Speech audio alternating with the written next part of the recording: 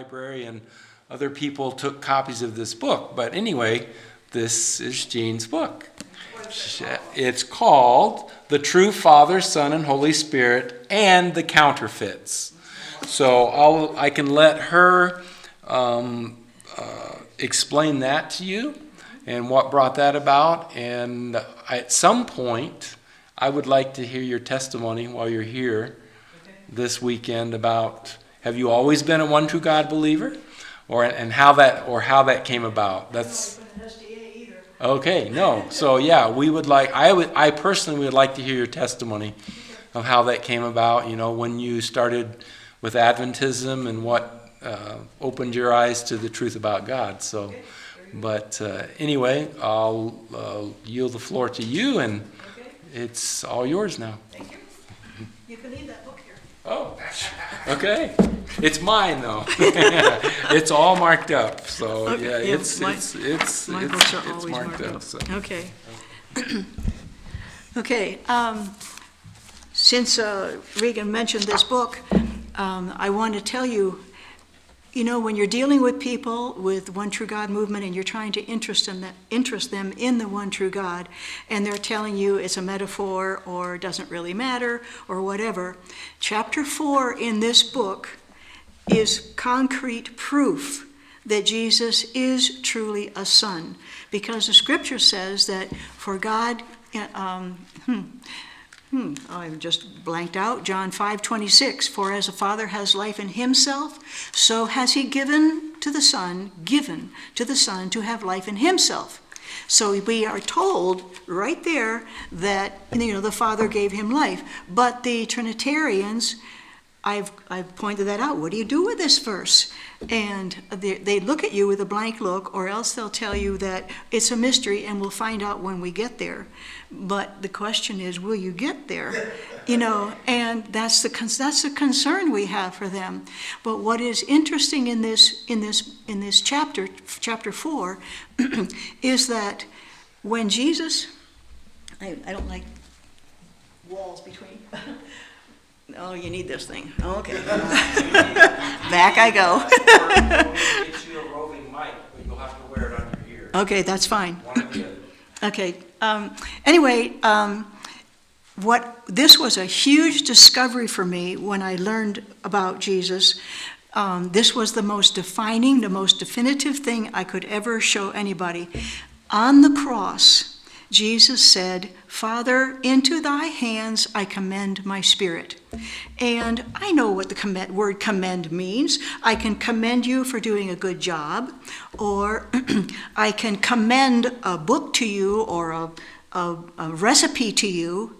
But according to Strong's Concordance, when I looked up commend, but neither of those definitions fit with Jesus on the cross. So I thought, well, then what does it mean? What did he mean when he said, I into thy hands I commend thy spirit? And he's talking to his Father. And so I was curious, and I looked up the word.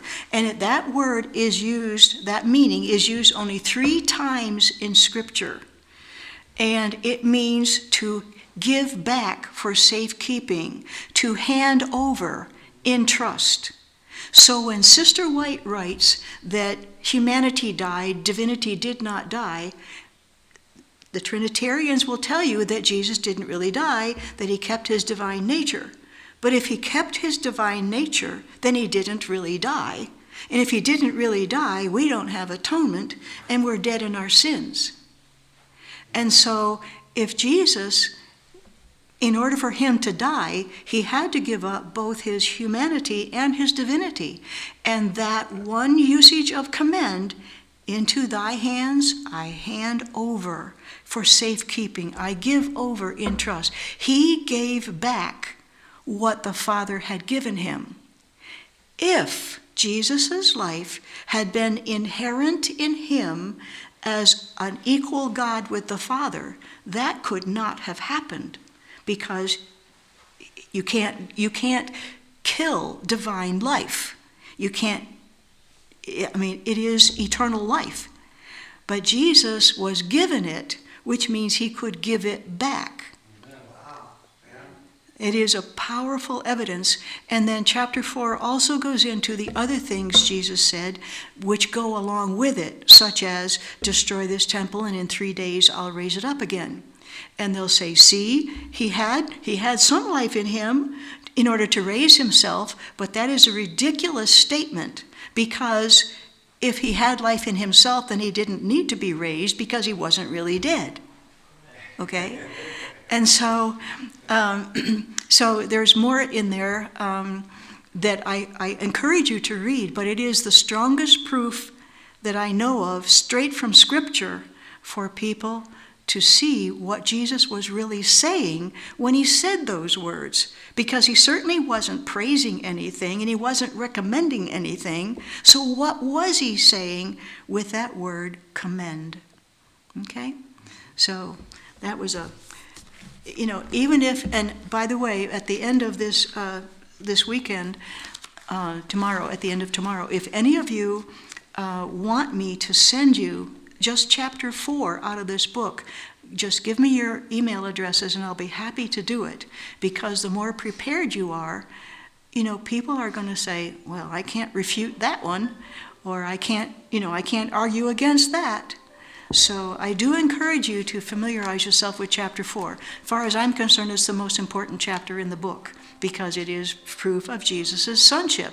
And that's where the Trinitarian doctrine falls apart.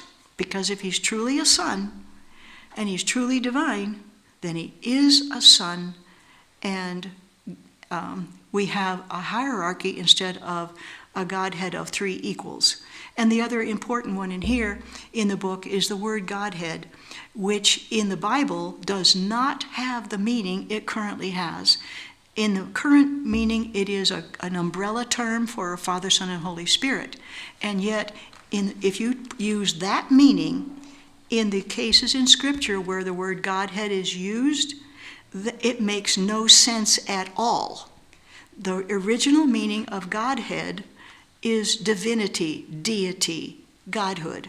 That word, that understanding makes sense, but the other one does not. So I leave you with those thoughts. Okay. The title tonight, by the way, I have come loaded for bear.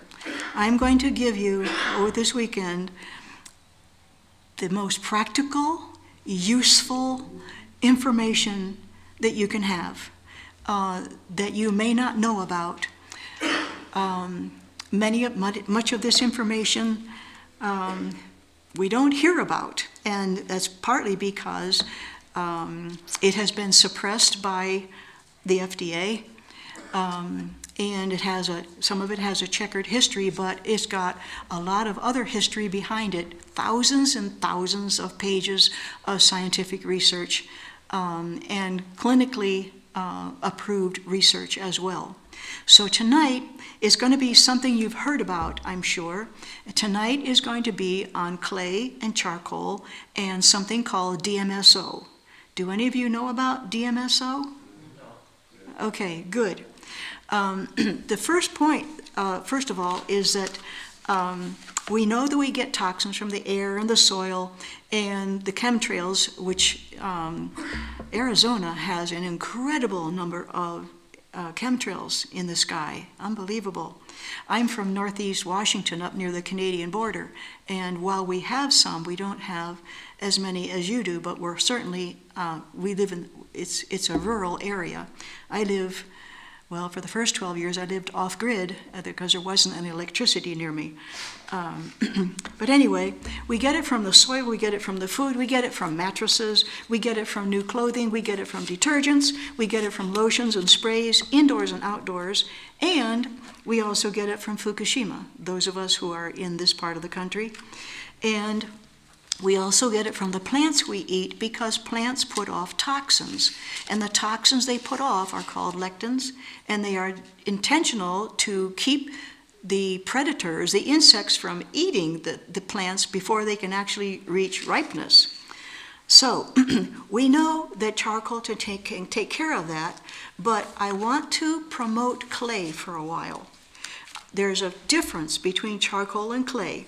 So What can be said of both of them is that they can both be used internally and externally, and for the same reasons. Both have a negative charge which attracts positively charged ions, toxins. Both adsorb. They don't absorb, they adsorb onto their surface. In so doing, and as they adsorb the toxins, they cleanse the body and restore the proper functioning of the organs of the body. Both are alkaline, and bacteria and viruses cannot survive in an alkaline environment. Both are antiparasitic and vermifuges. A vermifuge is something that gets rid of parasites, and also worms of various kinds. Both of them improve the immune system. Charcoal is probably better known because it's used in emergency room situations for poisoning. Neither one is a food, so neither one has any calories or any glycemic index. They can't be digested because they're not a food, and so they excrete these positively charged toxins the same way that anything else is excreted. So, is there any difference that it would be beneficial to know about? Well, here's the differences. Charcoal is easy to obtain, it's familiar to most people, it comes in very convenient capsules so you can carry them in your vehicle or in your pocketbook or have them at work or whatever. And you can make your own charcoal if necessary. It will not be activated charcoal, but you can still make your own charcoal in an emergency situation. And if you recall the writings of Ellen White, she happened to be at a logging camp. And I don't know what she was doing there, but anyway, a logger had come to her. He had pretty much mangled his hand with a log rolling on it, and it was bleeding and swollen and ugly. And she gave instructions for someone to go to where they had a fire and get charcoal out, and she pounded it down to a powder and put it on the man's hand, wrapped it in a cloth and put it on the man's hand. By morning, it was so much better the man could go back to work, and he was expecting days or possibly over a week of healing necessary. So we can and may reach a point where we have to make our own. It is an excellent emergency detoxifier, but the drawbacks are, number one, that it's messy. If you've ever worked with it, you dip a spoon in or whatever, and you get a cloud. It can stain clothing and wood or anything permeable, and it is gritty if you want to drink it down, and you end up with black teeth and gums. And if you put it over a wound, it can tattoo the wound so that where the scar is, you'll have a black scar. It is also too gritty for you to brush your teeth with very often because it damages the enamel. And like clay, it can cause constipation if there's not enough water intake. So, what are the advantages of clay over charcoal? And by the way, I'm going to explain about clay. I'm talking about bentonite clay, and there are two kinds. Sodium bentonite is used in industry. Calcium bentonite is used for health purposes, internally and externally. And I'll give you a handout tonight, and then tomorrow I'll give for those who weren't here. But it can be used internally and externally. It's called bentonite clay. It's called Montmorillonite clay from Montmorillon, France. Bentonite clay is from Benton, Montana. It's also called green clay and illite clay. But most commonly, basically, you want to get calcium bentonite, and if you are buying from a health food place, you're likely getting bentonite. If you're going to go industry, you'll go someplace else to get it. I didn't know that initially, and I've got a 30-pound bag sitting in my house for years because I didn't know that initially. The advantages of clay over charcoal is that it does not stain, it's not gritty, you can brush your teeth with it, and I'm going to recommend that you do that. It's pale, so you don't go around with a black tongue and black gums for a while. It cannot tattoo, but the main thing for the advantage of clay is that it has minerals in it, which charcoal doesn't have. And it has minerals that will benefit the body. And I would imagine that most of us are deficient in minerals because the soil is deficient. It includes calcium, magnesium, potassium, sodium, and even some iron.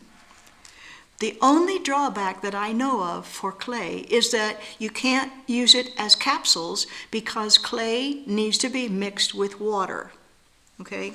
Otherwise, that's the advantage of charcoal, is it can be used in capsules. So I'm not saying never use charcoal, but what I am saying is that clay has a lot going for it, and we don't use it half enough.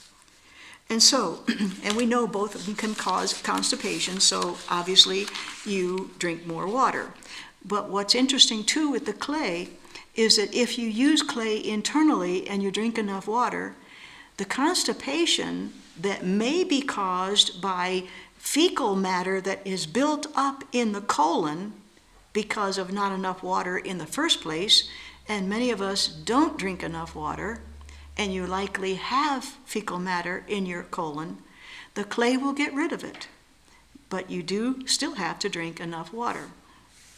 So, what's interesting too is the clay, the benefit of the clay giving minerals is that way back in 1936, at the 74th Congress, it was admitted before Congress, and I quote, "You can't eat enough fruit and vegetables to supply the needed minerals." And so the soil is depleted with poor farming methods and the introduction of the NPK fertilizers. The scientists who initially proposed adding the NPK later retracted. It was too late because it was already a money-making business and people weren't listening. But I'm going to tell you some amazing stories about clay that you aren't going to hear about charcoal. Number one is that in Venezuela there is the Orinoco River, and there is a tribe there that sustain themselves with spear fishing. That's their primary protein source. And once a year, the river will, during the rainy season, the river floods, and it is so muddy that they can't do the spear fishing. And so how do they then survive? Well, they make, from the river, they make clay balls and dry them in the sun. And they live on those clay balls during the rainy season. Those clay balls have been tested. There's no organic, meaning vegetable matter, in them, no plant matter. They are mineral only. But that is how they survive. Not only do they survive, but they thrive. They don't lose weight. They are robust in health. There's no change in their health for the 3 months use of those. Secondly, animals need them. Where I live in Northeast Washington, I drive by, there are a lot of ranchers, cattle ranchers, and this one area where they loaded animals onto trucks to take them to market.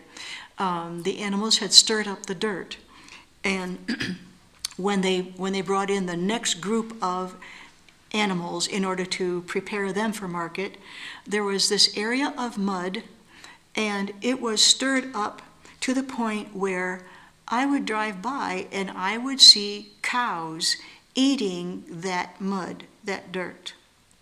And it was so obvious to the rancher that he eventually brought in 2 mineral licks for his cattle because they were going after it like crazy. There would be 3 or 4 or 5 at a time eating this mud that had the minerals in it. They were starved. Another is birds that are herbivores. They eat plants that produce the lectins to keep the insects away. So the birds end up with a toxic load also that they want to get rid of. And in some countries, they can be seen flocking to where the earth is disturbed and clay is revealed, and they'll go there in order to get clay to detox themselves. And last, ranchers used to let weak, sickly cattle go off by themselves to die, rather than put in the effort to try to figure out, call in the vet and try to figure out what's wrong with them. But what they noticed is that over time, those cattle would come back to the ranch and they would be healthy. And so the ranchers followed the cattle to find out where they were going and how they got healthy, and they found their way to soil that is exposed with clay in it. And they were able to detox themselves. So if they're smart enough to detox themselves, well, we are supposedly a superior species, so why won't we detox ourselves? Okay? So, what is this bentonite clay? It is volcanic ash, and it is full of trace minerals, and it has a super negative charge when mixed with water. And it will adsorb up to 2,000 times its weight of positively charged molecules of toxins. There are some who notice that they can't handle clay on their skin. And there is a kind of clay that has a weaker charge. It's called kaolin, Kaolin clay. It's usually called pink or white clay. Bentonite clay is especially strong antibacterial. It's more absorbent, so it's more drying. And for some people already fighting dry skin, it's a problem. But what's neat about it is that while it is adsorbing toxins, it is also releasing minerals. If you use clay, clay is alkaline, and some of the directions you'll see recommend either purified water or pure water or distilled water. If you mix distilled water, which is slightly acidic, with an alkaline substance, you weaken the alkalinity of it. So if you're going to use clay, and I'm encouraging you to do that, then don't use distilled water because you're undermining what you're trying to accomplish, okay? But do not use tap water because tap water has impurities in it. So use pure water. And also, once the liquid is added to the clay, it starts working. And so you do not want to use metal utensils.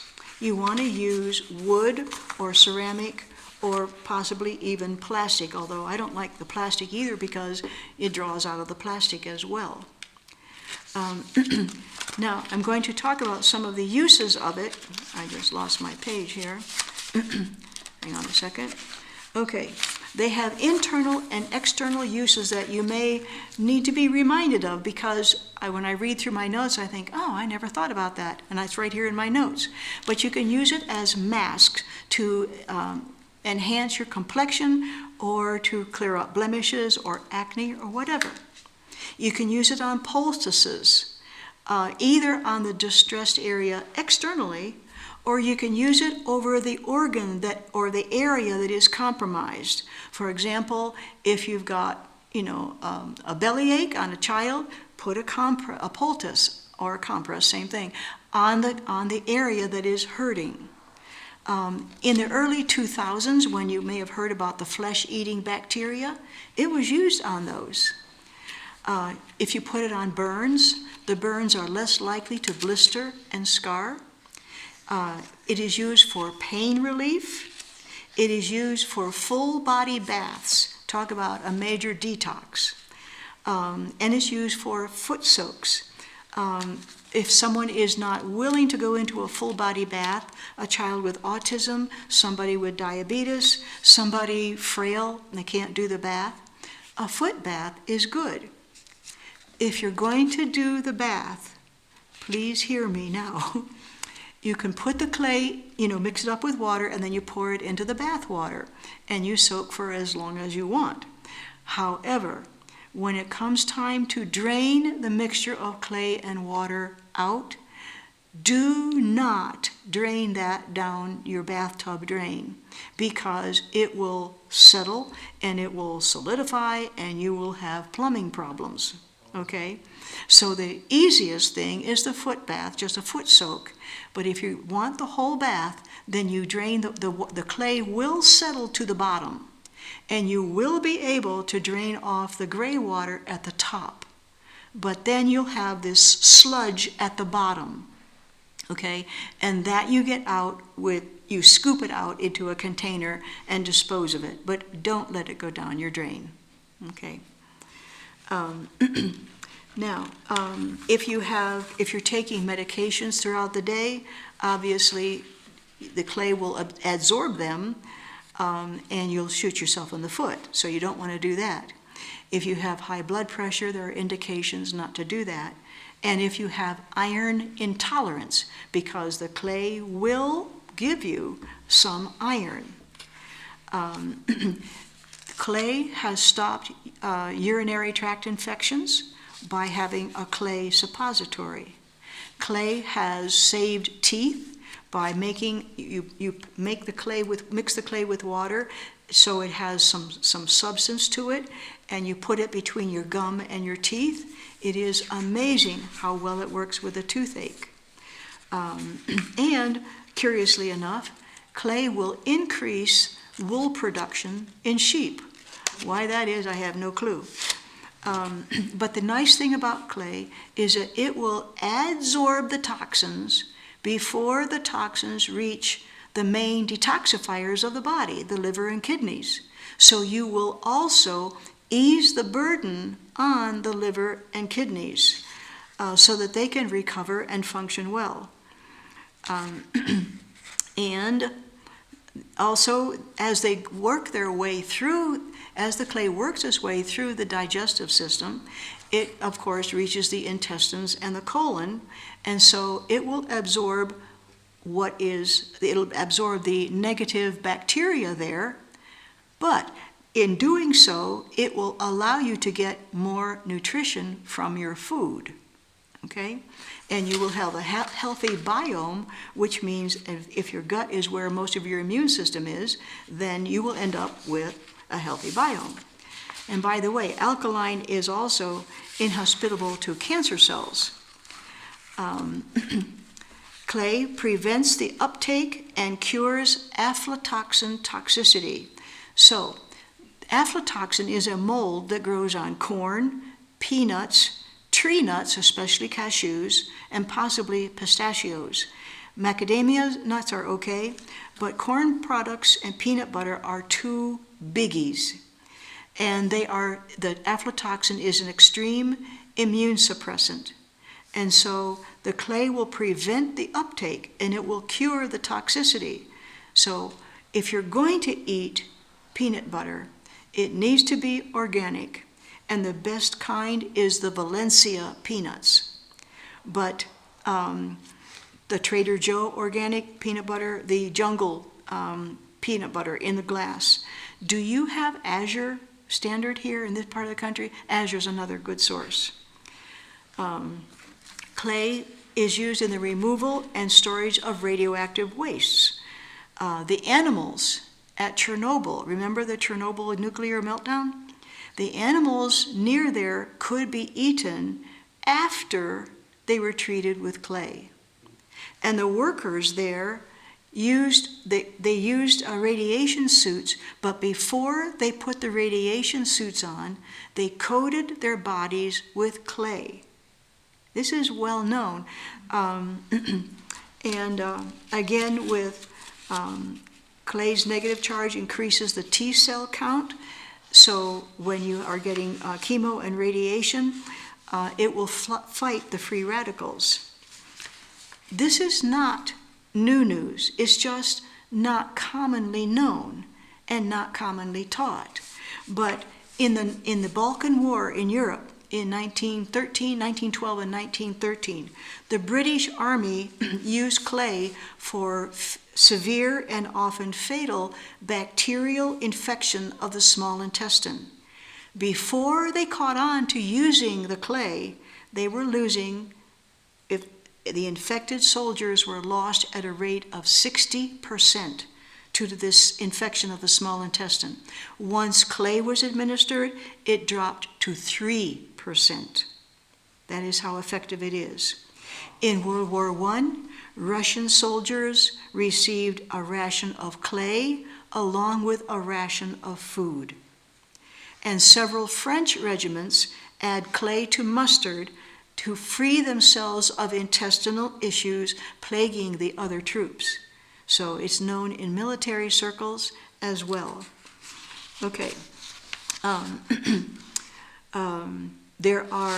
going to pass out the information so that you can know how to take clay and charcoal. And on one of the handout sheets, it will tell you where you can order it from Hope for Health USA. How many of you remember the ministry called Hope International? Okay, well, it has an adjunct to it called Hope for Health USA. And you can order the bentonite clay there, but something else that's really neat about that is that there is a naturopath there who will answer your questions. So you have access to a naturopath for free, okay, as well as a place to get some bentonite clay. Bentonite clay is also used for receding gums and for tooth decay. And again, it's not a food, so it can't be digested, so there's no calories to it. It simply is excreted from the body, carrying along with it the toxins that it has accumulated to it. The teeth loosening is caused by bacteria accumulating in the mouth and in the teeth. Clay will absorb them. It is anti-inflammatory, reducing dental pain, which is important because, I'll tell you important in a minute. You make a poultice, you leave it on there for 2 hours, it will probably melt away because of your saliva, which is not a harmful thing to you because you can take clay internally without consequence. It says that if you've got an inflammation in your jaw, one time is not going to be enough. You'll need to do it several times. You can brush your teeth with clay, and that is recommended because it will kill the bacteria that will eventually accumulate in your mouth. At home, I have a jar on my vanity, and it has clay labeled on it, and once a week or maybe twice a week, I get my toothbrush wet and I dip it in there. I'm the only one who uses it, and I'll brush my teeth with that, again, for health purposes, because we're only given one set of teeth. It will neutralize the acids in your mouth because the bacteria love acid and they hate alkaline. And what else will it do here? Part of the reason I'm telling you all of the presentations you're going to see is because when things get bad in this country, and we know that they will, and we see signs of it happening now. And I just got a call this morning when I landed in Phoenix that President Trump is telling our American personnel to get out of 3 countries, Iran and Egypt, and I forget the other one, and there are fuel tankers amassing. They're expecting a major conflict. Frankly, the friend who called me said they're expecting war. And we also know that there are sleeper cells in this country. We have no idea. But it may be that we may not have access to dentists or doctors, but we have natural remedies that can make a world of difference. It can make the difference between life and death. And I say that because a friend of mine recently died. And it started out as an infected tooth. He didn't have the money for the dentist, so he put it off and tried different things for his teeth. But the infection went from his jaw throughout his body, and an infection, the bacteria will settle on one of your weaker organs, which it did, and entered his lungs He ended up with lung cancer, and then it went to his brain. And because a tooth infection wasn't taken care of, a life was lost and a ministry was ended. So that is the importance of this for us to know. And this knowledge about clay can save you dental bills, and save lives. The most effective tooth remedy is not clay, however, it's clove. But if you don't have clove oil, then the next one is bentonite clay. Does it whiten teeth? Only by removing any film of food that may be on the teeth. The side effects, somebody may get a headache, but I suspect the headache is from the dehydration. But clay has no reason to cause a side effect. You do not want to brush your teeth with baking soda or charcoal because they're abrasive. And another final point is that sage, the herb sage, is an antibacterial also. So that's another thing you can grow in your garden. It is anti-scale and antiseptic. It removes plaque and it destroys bacteria. So now we have clove and sage and bentonite clay. The other thing I want to talk to you about tonight is DMSO. DMSO is amazingly awesome. There are books about it, and you'll see slides of it tomorrow. But DMSO is a chemical solvent, and it is used around the world in so many applications of healing that it is a lifesaver in many, many instances. It stands for dimethyl sulfoxide, sulfur being the primary agent of activity. So if anybody is allergic to sulfur drugs, whatever, you need to avoid it, or at least check it, do a skin test. But I want you to hear about DMSO. It is a chemical. It has no side effects. Aspirin is 6 times more toxic than DMSO could possibly be. It was, when it first was learned about, it was described as being almost a panacea.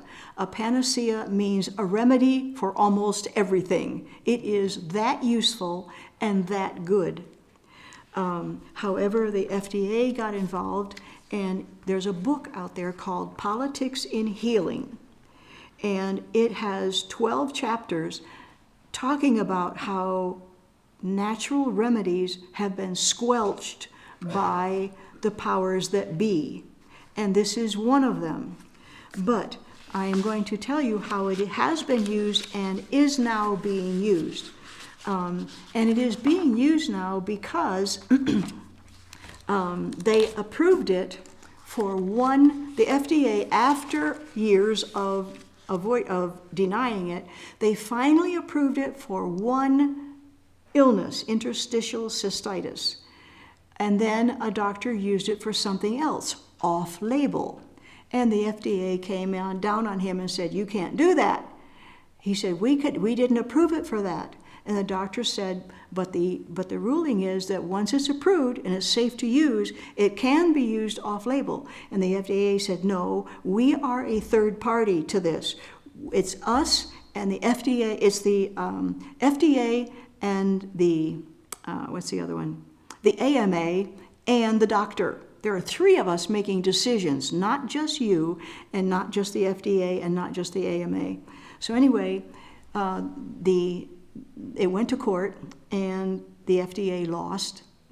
The FDA took it back to court, and the FDA lost again, amazingly. And so it can be used off-label.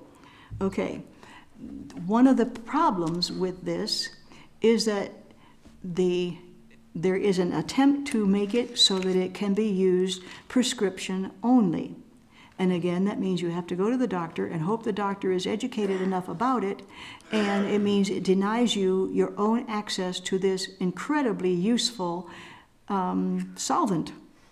So I am encouraging you to get some, okay? And I want you to hear what this does. And by the way, this needs to be pharmaceutical grade.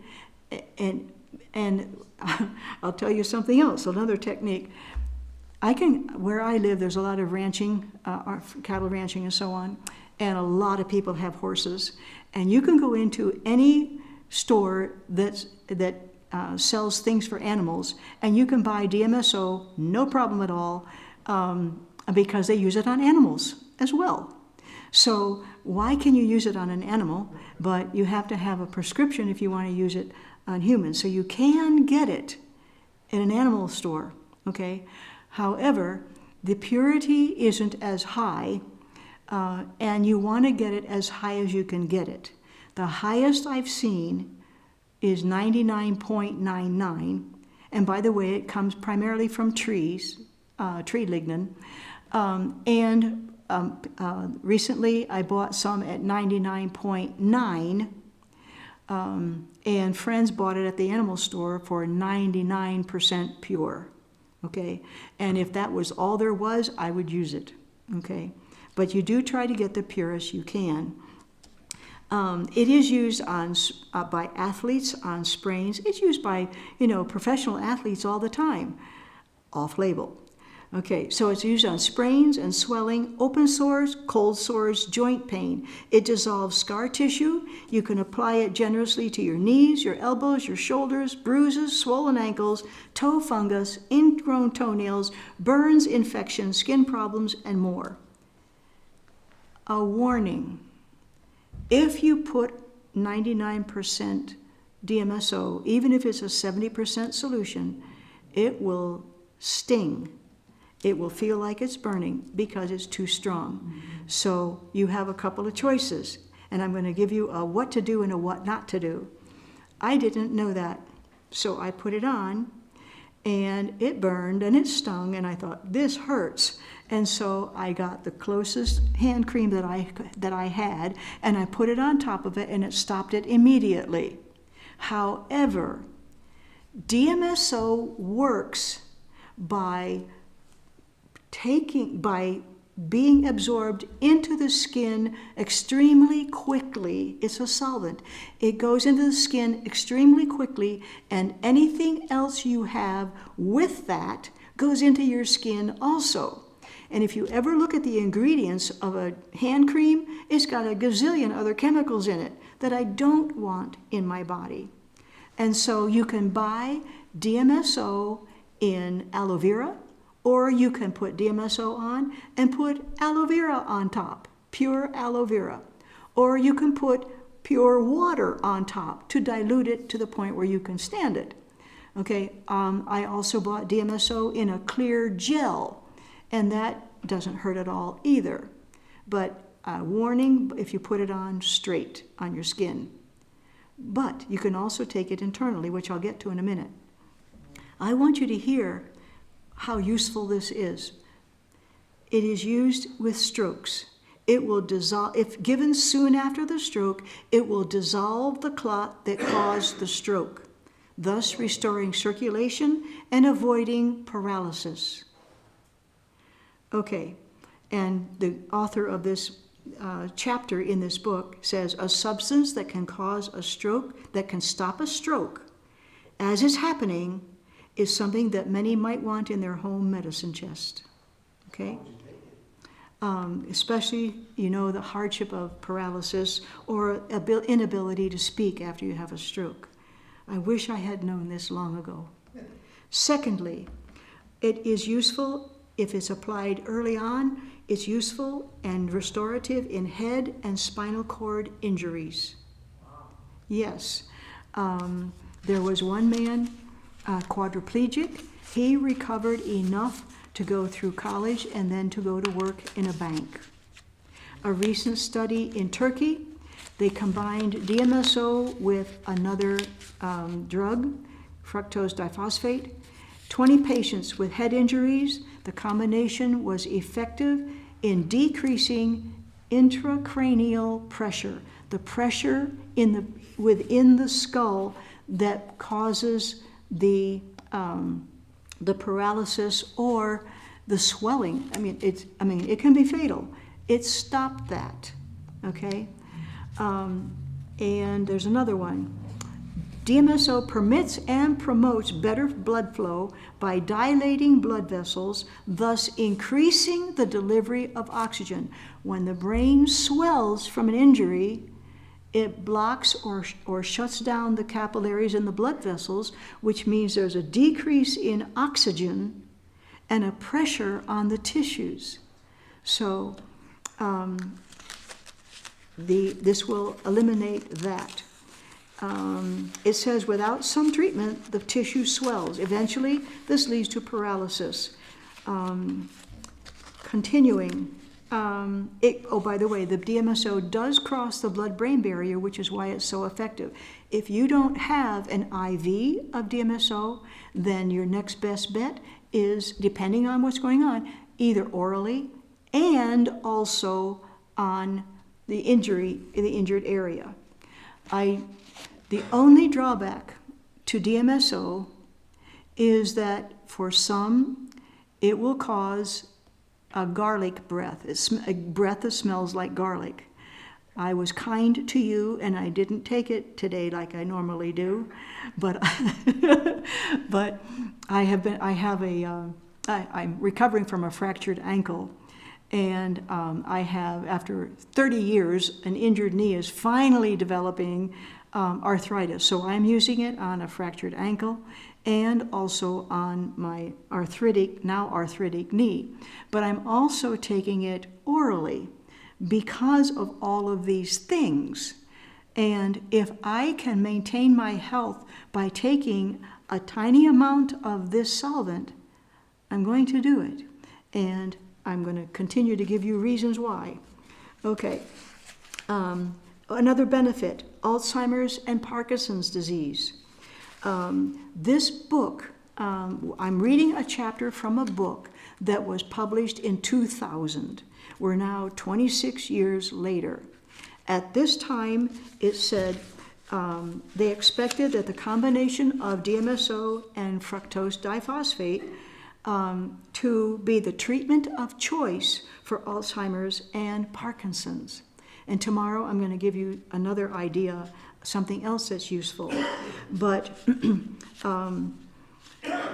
it turns off, they combined DMSO with L-DOPA, and it turns off the part of the brain which causes the tremors and other symptoms of Parkinson's. My question also, if you know anybody with restless legs, if it will turn off the tremors for Parkinson's, will it turn off the agitation of the legs for people with restless legs? It's possible. Another one, heart attacks and angina. DMSO has the ability to dilate blood vessels and improve blood flow. Let me find another one. It removes calcification that causes bursitis. And actually there was a man who had it, and he used DMSO for 30 days straight. He followed the instructions. The calcification disappeared. And yet the FDA has not, as of 2000, had not yet approved DMSO for sports injuries. Okay. Another one. By the way, DMSO is used for organ transplants. When an organ is removed from one person, it is stored in DMSO before it is inserted into another person. Well, that other person has this organ that is soaked in DMSO. They think nothing of that, and yet it's not approved for use for other people. It's entirely inconsistent, if anything. It suppresses inflammation. There was a story where there was a 6-year-old who had rheumatoid arthritis. She could not move her head, and she could barely walk. They gave her DMSO. They persuaded her to start walking. She took a few steps and burst into tears. They said, "What are you crying for?" She said, it doesn't hurt anymore. Wow. Yeah.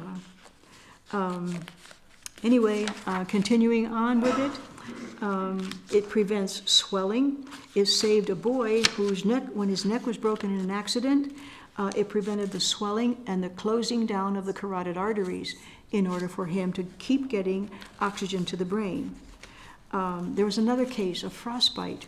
A lady, it was, I don't remember where it was, but it was a minus 15-degree night. There was a 59-year-old woman. She slipped on the ice outside her garage, and she lay there for 6 hours before she was discovered. And when she was found, she had lost consciousness. She was unconscious, and her fingers and her feet were purple. Her fingertips were turning black. They decided, well, what are we going to do with her? The question was, would DMSO give her new life and preserve her legs or her arms? Actually, it was her lower legs also. They treated her. On the third day, sensation began to return to some of the toes, and later the fingers began to have feeling also. By day 7, she was able to flex her joints. For an entire month, she was sloshed, swabbed, and dabbed with DMSO. Almost a gallon of it was used. But the side effects were only an occasional rash, a little bit of burning and itching. By day 14, 2 weeks, it was clear that all the tissues were viable. All of them had life. And that is surviving. And he says if you can get it within 12 hours of freezing and use DMSO, there should be complete recovery. I'm trying to find the one of the 10-year or the 6-year-old, but I'll get there. Here's another use. It protects, if you're going to get radiation or even radiation treatment, if you will put DMSO on your skin, it will protect you from radiation damage, okay? The external, what do you call it? The related radiation damage. It also has been used in acute and chronic schizophrenia, if you can imagine that.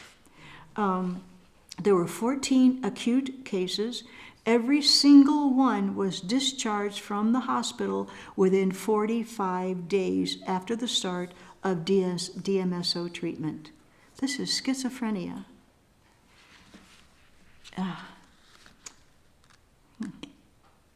A friend of mine, his brother suffered from schizophrenia.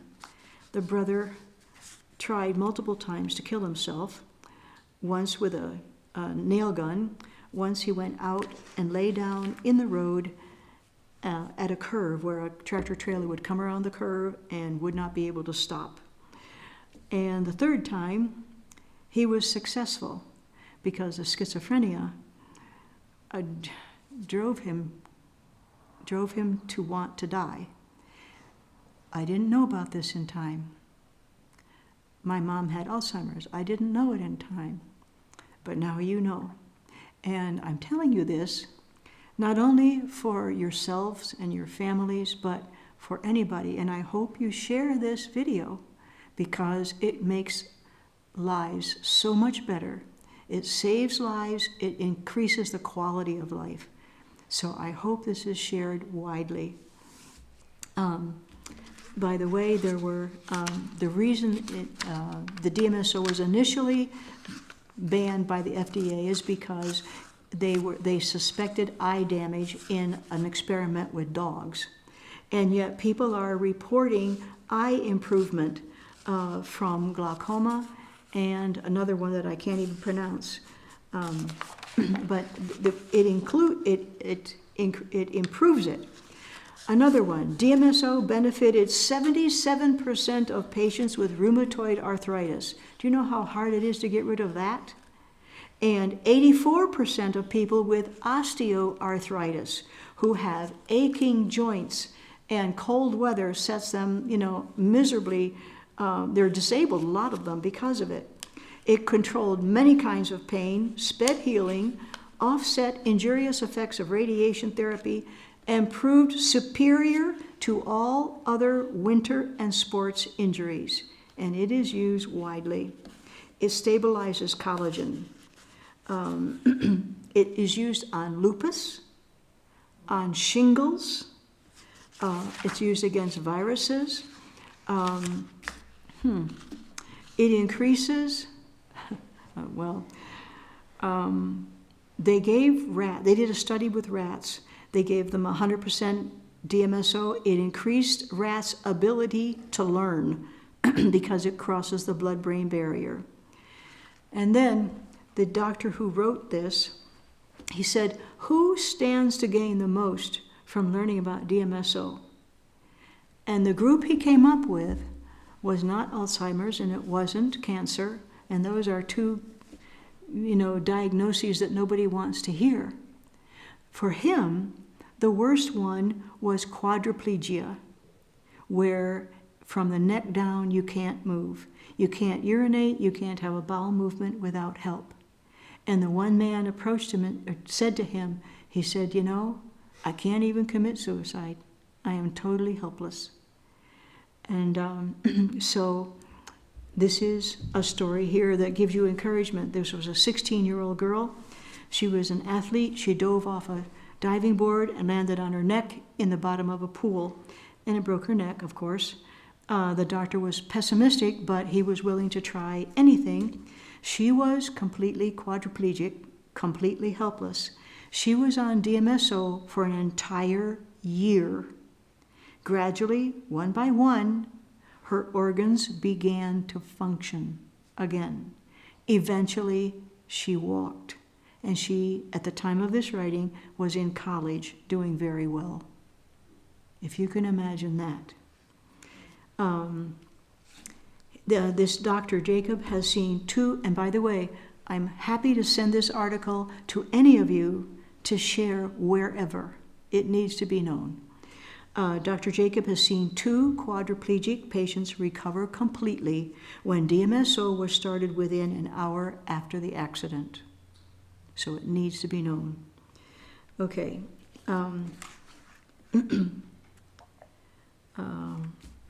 What more can I tell you here? Oh, cancer. Cancer treatment, combining DMSO with hematoxylin.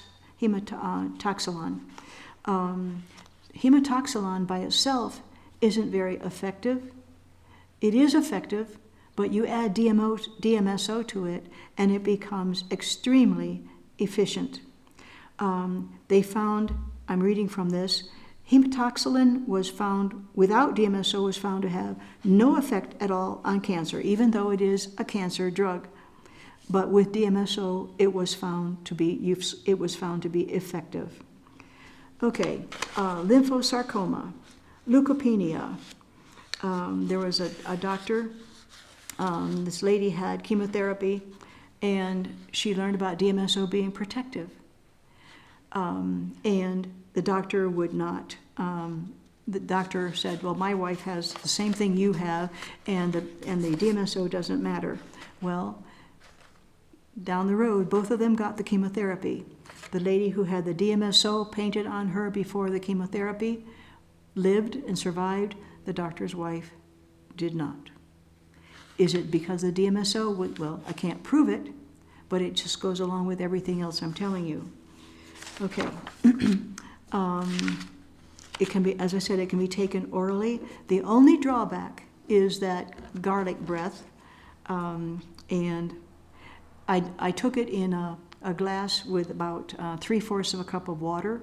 Some people like it in juice. I took it in water because I didn't have any juice, and I just chugged it down, and it was basically nothing. But okay. Chemical ED. Oh, it was argued in one argument here. It says that the chemical EDTA has widely been used. It's grassless, GRAS, generally regarded as safe.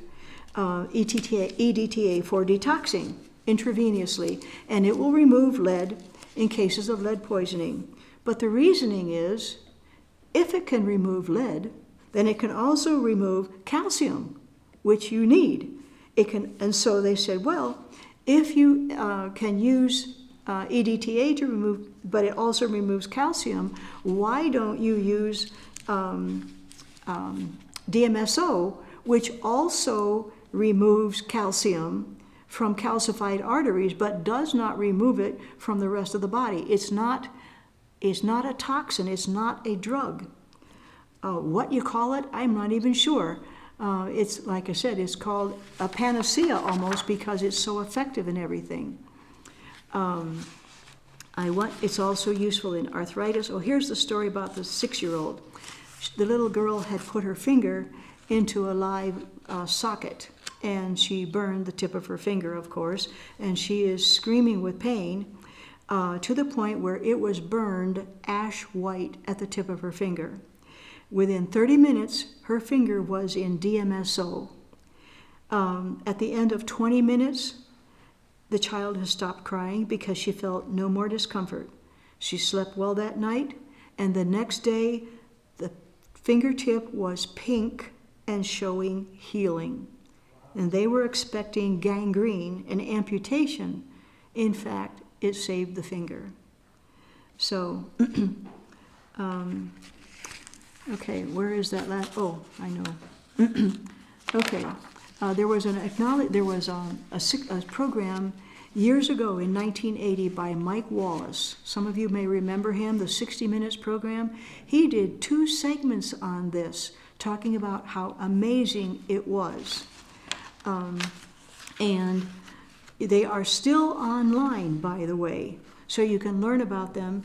And basically, you can type in DMSO, but there is and again, there's a handbook I will send you. You'll see it tomorrow, but it's called the DMSO Handbook for Doctors, and in it has numerous chapters. 36 of them are all dealing with all of the different kinds of benefits that DMSO deals with, from tooth and gum, stroke, skin problems, scleroderma. I just got an email today of somebody suffering from scleroderma, where the body stiffens up, the skin hardens, the joints harden, and trap the body in a body that is, it basically looks like it's hardening, and that's what it's doing. It's dealing with respiratory problems, arthritis, brain injuries, burns, carpal tunnel, cirrhosis of the liver, diabetes, digestive problems, eye problems, fibromyalgia, fungus, headache, infections, inflammation, lupus, etc., and mental retardation, by the way, and multiple sclerosis. Now, surely you know somebody who has some of those things, and in kindness, I ask that you tell them about it, and I will send you anything that you need. You can find it online, but I will be happy to send it to you. All you have to do is tell me what you want and give me your email address, and I'll get it to you. Okay? So, I'll end with prayer, because I think it's pretty awesome what the Lord has provided. Yes? I have a question. Does it have a taste, since you're saying when you take it, if you're drinking it with water, does it have taste to it? It had a slight taste, but I didn't think it was bad. How much do you take of it? According to the directions, I took 1 teaspoon in 3/4 of a cup of water. Some of them, and the book, the DMSO Handbook for Doctors, normally they'll say a teaspoon for, except if there's an acute injury, like a brain injury or whatever, and then they'll say do it more often. But they said if this is that good, why not take it on a daily basis? So it was a little off taste. It wasn't pure water, but it wasn't bad at all. So I have no hesitation in taking it in water. Okay, but I do warn you, if you put it on straight, it will probably burn you. So please don't do that. But yes. Can you use the aloe vera, the gel, the natural gel, or can you use the actual aloe vera with the? Yes. DMSO? There's no reason why not. Because you can take aloe vera internally and use it externally as well. And then on children, do you use the same amount of? I would use less. And again, there are stories in here about children, and this isn't the only resource. I would use half, depending on the child and the age of the child. But a child, let's say 12, I would use a half a teaspoon. If the child is 3, I would use probably a quarter of a teaspoon. And see what the child's reaction is. Because as I said, this is not a toxic substance. Aspirin is more harmful than this. So, When you're taking it internally, it's not affecting any of your digestive system or anything like that? You don't feel an upset no, stomach? I felt nothing. Okay. The only thing I was concerned about, I had friends who were taking it, and they had been taking it for 2 weeks when I encountered them at church. And the husband said, well, he said, I want to apologize if you can smell garlic on us, because we've been taking the DMSO for 2 weeks. And I couldn't detect a thing. I mentioned that I was also taking it, internally and applying externally. And one man said he could, but the people I sat right next to in the pew said they didn't smell anything. So I don't know how much you have to take until you finally smell it. And also, but I did see that you can take mints or chlorophyll to hide the odor. But and I do know someone who was taking it. He has cancer, prostate cancer, and he was taking it. And this was a while ago. But his coworkers said, you got to quit taking that because we're having difficulty staying around you, So for him, it did come through. But so I don't know if that varies from person to person. I would expect it would. But anyway, and he was taking it for quite some time. So I don't know, but I'm going to try until somebody complains. Yes. So the minute you stop taking it, your breath stops smelling? I will. The minute you stop taking it, your breath stops. No, not the minute. It'll take a little bit for it to leave the cells, and I wouldn't stop permanently. I'd wait for it to to die off, and then I'd resume it again. You had a question? Was there? I was going to say that I think that when it smells like garlic is when the person is physically very compromised. Oh. And so they're putting off these toxins, and some of them smell like garlic. When my father was dying of multiple myeloma, Yes. he smelled like garlic. Did he? Yes. That is an interesting observation. And he was taking some natural things. I don't know what all they were, Okay. but my mother was giving him natural things. And that may explain why some have the He did garlic. live a lot longer than they told him. He lived 18 months, and he lived almost 4 years. Wonderful. Wonderful. If there are any other questions, I will end it for now.